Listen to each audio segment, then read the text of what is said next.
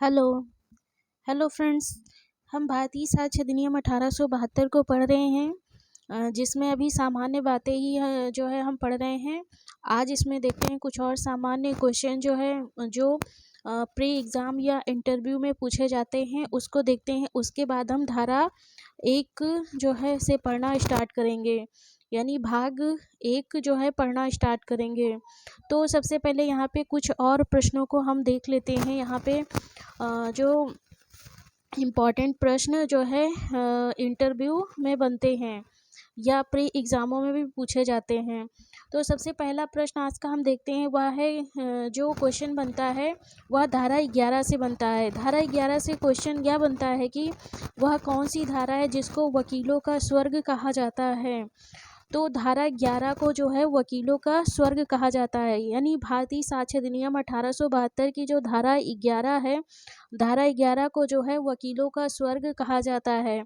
तो इसको जो है वकीलों का स्वर्ग क्यों कहा जाता है, इसका मतलब यह है कि इसको धारा 11 को हम जो है डिटेल में जब धारा 11 का टर्न आएगा तब धारा 11 को पढ़ेंगे, लेकिन अभी यहाँ पे हम जर्नली सामान्य समझ लेते हैं कि जैसे कि धारा 6 से लेकर धारा 55 तक में जो है रेलिवेंट फैक्ट के बारे में दिया गया है, यानी सुसंगत तथ्य के बारे में दिया गया है।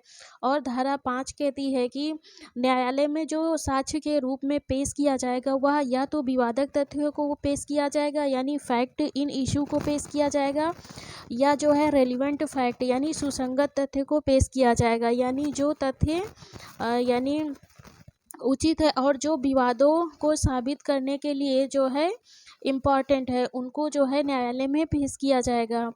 तो यदि जो है जो सुसंगत तथ्य दिए गए हैं या सुसंगत तथ्य से संबंधित जो प्रमुख सिद्धांत दिए गए हैं 6 से लेकर 55 तक में, यदि जो एडवोकेट होते हैं यानी जो वकील होते हैं, अधिवक्ता होते हैं, वे अगर 6 से 55 धारा 6 से लेकर 55 तक में अपनी किसी बात को जो है नहीं साबित कर पाते हैं, तो वह धारा उसको 11 में साबित करने का जो है प्रयास करते हैं, यानी धारा 11 में उसको साबित करते हैं, लाते हैं। तो इसीलिए जो है धारा 11 को जो है वकीलों का स्वर्ग कहा जाता है।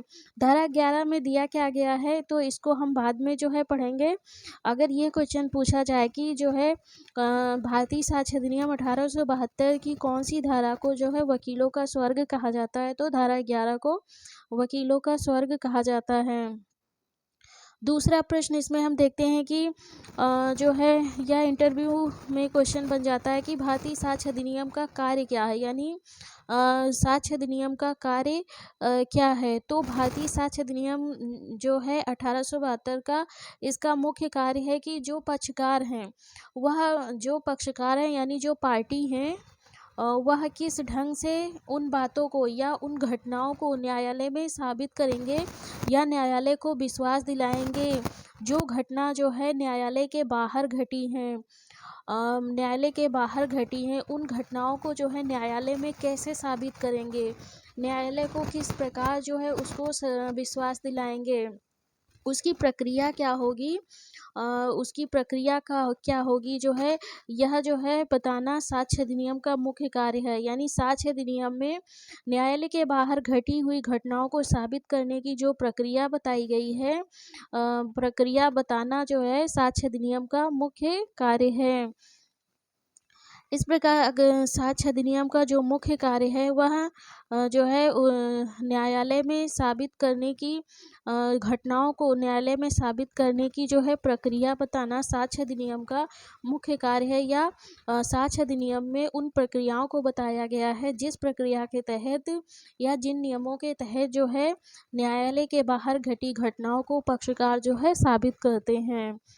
अगला प्रश्न इसमें हम देखते हैं, किसी भी अधिनियम के आरंभ में जो है उद्देशिका क्यों दिया जाता है।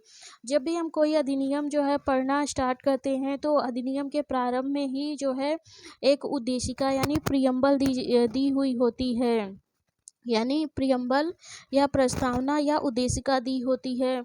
तो यहाँ पे जो है पूछा जा रहा है कि ये उद्देशिका जो है क्यों दिया जाता है।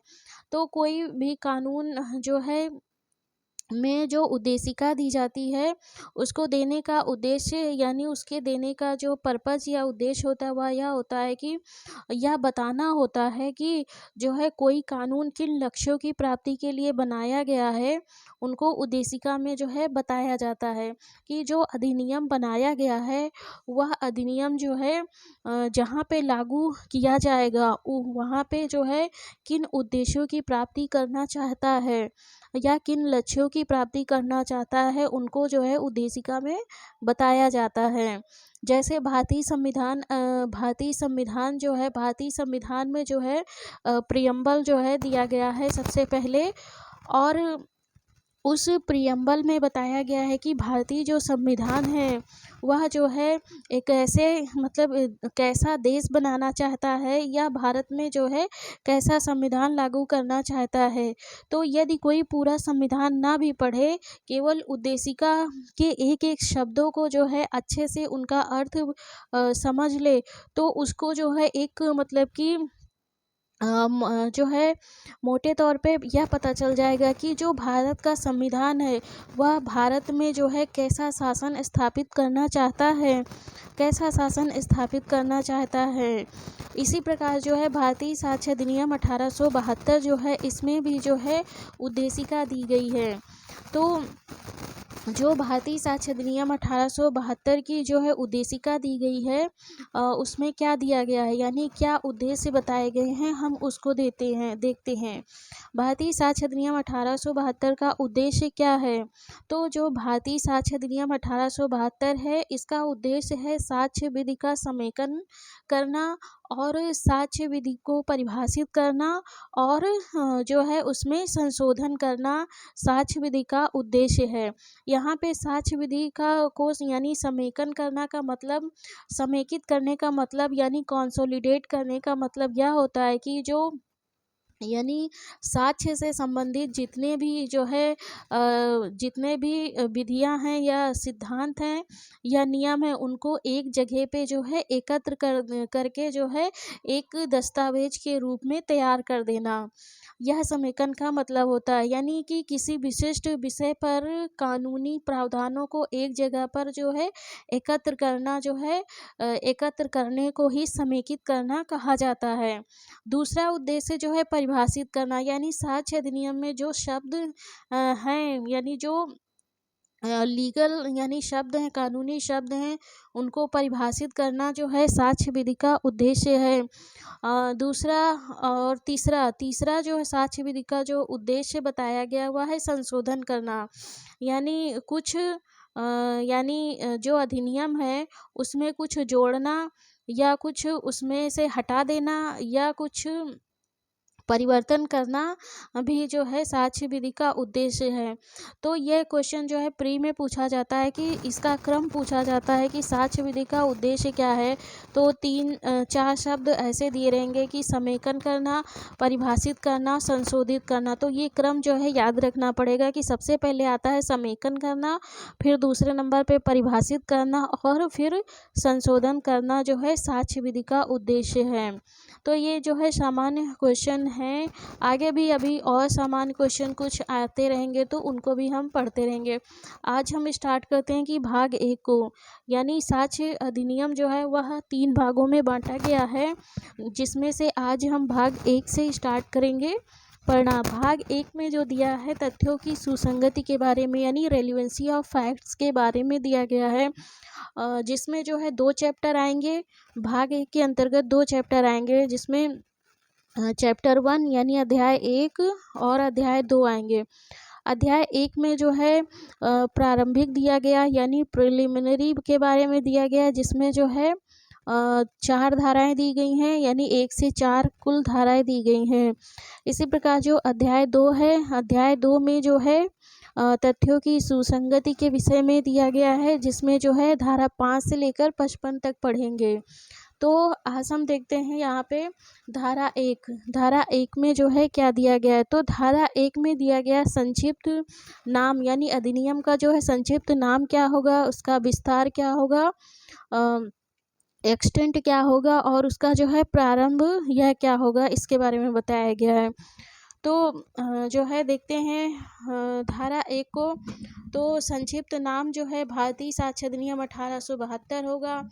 और इसका विस्तार क्या होगा, यानी विस्तार जो है, विस्तार में हमको जो है 2 भागों में हम बांट के देखते हैं। एक मतलब क्षेत्रीय विस्तार यानी टेरिटोरियल जो है एक्सटेंशन, और दूसरा जो है विषय वस्तु संबंधी विस्तार, यानी किस क्षेत्र में लागू होता है और किन विषयों में लागू होता है। तो यहाँ पे सबसे पहले हम देखते हैं कि जो है क्षेत्रीय विस्तार। क्षेत्रीय विस्तार में जो भारतीय साक्ष्य अधिनियम है 1872, यह जो है संपूर्ण भारत पर लागू है। क्योंकि पहले जम्मू कश्मीर में लागू नहीं होता था, तो यह अब जो है 31 अक्टूबर सन 2019 से जो है जम्मू कश्मीर में भी लागू कर दिया गया है। इस प्रकार जो है इसका जो क्षेत्रीय विस्तार है वह संपूर्ण भारत पर है। अगला हम देखते हैं कि विषय वस्तु संबंधी विस्तार, यानी सब्जेक्ट मैटर से संबंधित जो विस्तार है वह जो है क्या क्या है इसका। तो जो है साक्ष्य अधिनियम जो है यह मतलब कि किन किन विषयों में लागू होता है, तो यह न्यायालय में लागू होता है और समस्त न्यायिक कार्यवाहियों में लागू होता है, और न्यायालय के समक्ष जितनी भी कार्यवाहियाँ हैं उन पर भी लागू होता है, और जो है अन्य सेना न्यायालयों में लागू नहीं होता है। इसका मतलब है कि इसमें धारा 1 में जो है 4 सेना न्यायालय जो है दिए गए हैं, जिनके तहत गठित जो है सेना न्यायालयों पे जो है साक्ष्य अधिनियम लागू नहीं होता है। और जो है लेकिन अन्य जो सेना न्यायालय होते हैं उनमें जो है भारतीय साक्ष्य अधिनियम लागू होता है। तो वो जो 4 एक्ट हैं वो है आर्मी एक्ट 1950 और naval discipline act 1934, Indian navy discipline act 1934 और एयरफोर्स एक्ट 1950। ये 4 अधिनियम जो हैं, इन अधिनियमों के तहत गठित जो सेना न्यायालय होते हैं उनमें जो है साक्ष्य अधिनियम लागू नहीं होता है। बाकी के अन्य जो सेना न्यायालय होते हैं उनमें जो है साक्ष्य अधिनियम लागू होता है। तो आगे हम देखते हैं कि जो है धारा 1 में ही जो बताया गया कि शपथ पत्र यानी एफिडेविट में जो है साक्ष्य अधिनियम लागू नहीं होता है, और जो है मध्यस्थम कार्यवाहियाँ यानी आर्बिट्रेशन की जो प्रोसीडिंग होती है उसमें जो है भारतीय साक्ष्य अधिनियम जो है लागू नहीं होता है। तो इसमें जो है प्राकृतिक न्याय के आधार पर निर्णय दिया जाता है, यानी नेचुरल जस्टिस के आधार पर इसमें जो है निर्णय लिया जाता है। तो यह जो है भारतीय साक्ष्य अधिनियम 1872 का जो है क्षेत्रीय विस्तार जो है संपूर्ण भारत में लागू होता है, और जो है विषय वस्तु संबंधी विस्तार में यह न्यायालय के समक्ष समस्त न्यायिक कार्यवाहियों में लागू होता है। और ये जो है एफिडेविट में लागू नहीं होगा और मध्यस्थम कार्रवाइयों में लागू नहीं होता। इसको आगे हम और अभी देखेंगे डिटेल से और आगे देखेंगे। और अभी जो नए भारतीय जो क्रिमिनल लॉज जो बने हुए हैं उसमें जो है साक्ष्य अधिनियम में जो है परिवर्तन हो गया है, उसको भी हम पढ़ना स्टार्ट कर देंगे बहुत जल्द ही। जिसमें जो ये दिया गया था कि जो सेना न्यायालय मतलब 4 अधिनियमों के तहत जो सेना न्यायालय गठित होंगे उनमें साक्ष्य अधिनियम लागू नहीं होता है। यह 1872 वाले में है, लेकिन जो 2023 का भारतीय साक्ष्य अधिनियम जो है बना है उसमें जो है ये जो है हर लिमिटेशन हटा दी गई है। अभी जो है जो 2023 का इंडियन यानी भारतीय साक्ष्य अधिनियम बना है वह सभी पर लागू होता है। तो उसको भी हम जो पढ़ेंगे तो फिर दोबारा से इसको जो है कंपैरेटिव रूप से जो है हम पढ़ेंगे। और अगला देख लेते हैं विस्तार, यानी विस्तार के बाद जो है इसका प्रारंभ। ये तो भारतीय साक्ष्य अधिनियम 1872 जो है इसका जो है प्रारंभ कब हुआ, यानी यह लागू कब हुआ या इन्फोर्समेंट इसका जो है कब से हुआ है, या इसकी इन्फोर्समेंट डेट क्या है। तो इन्फोर्समेंट डेट है 1 सितंबर 1872 को जो है भारतीय साक्ष्य अधिनियम 1872 को जो है लागू कर दिया गया था।